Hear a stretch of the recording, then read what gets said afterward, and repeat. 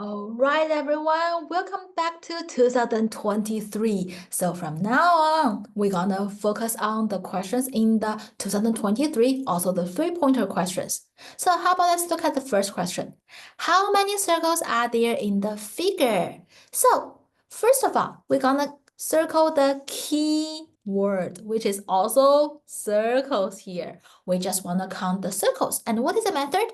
Of course, we're gonna go with top to bottom, left to right. We have 1, 2, 3, 4, and 5, 6, 7, and 8. So that will be the answer. So we can see for this question, it's quite easy. We just need to follow the order, and we know there are only circles. So pay attention to the big circle and the small circle. Do not count it repetitively or miss anyone here. And also, we can double check after we find this because we have enough time. So there are 1, 2, 3, 4, 5, 6, 7, and 8.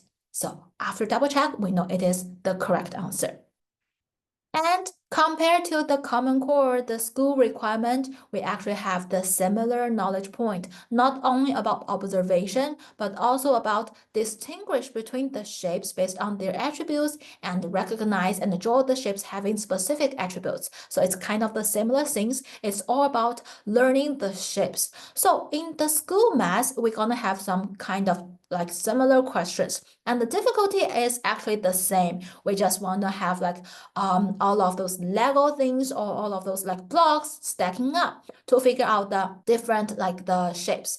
And this is kind of like the easy question. We just need to always follow the order and we can solve it. So now let's look at the second question. Still read it first. The picture shows 5 cubes viewed from the front. What are the keywords? Awesome. I hope all of you circle 5 and circle the direction. So this is about the 3 views, front and top and right or left. Okay, so we want to see, according to the question, what is a view from above? So then how can we figure out this?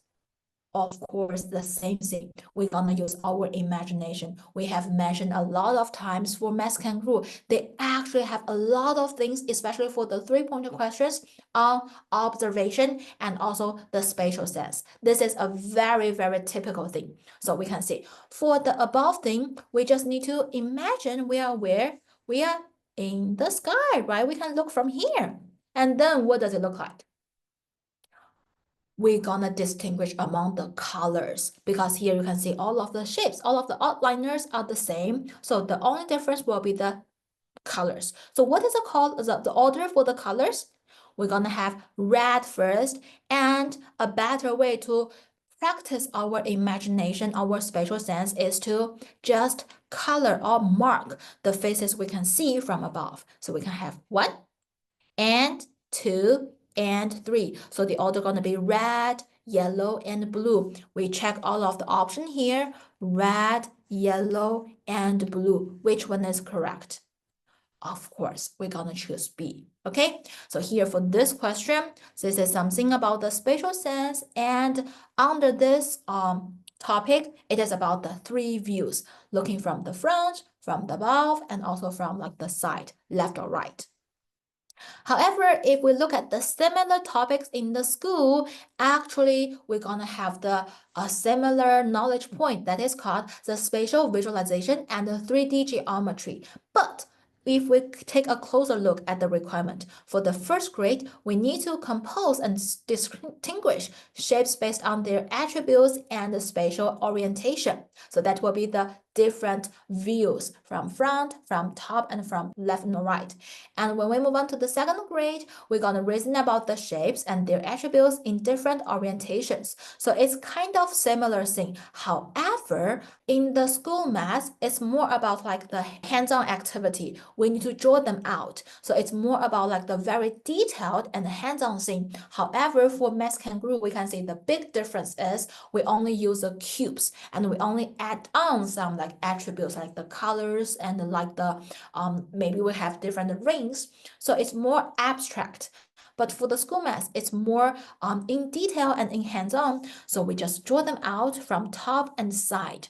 And for this, it's more about like the foundation thing. When we learn or when we want to practice about this skill, we also recommend to start from here. But we cannot stop here. Just look at the things in the daily life, because that's not how we're gonna go or move on to the abstract learning. So cubes will be a better way in this sense.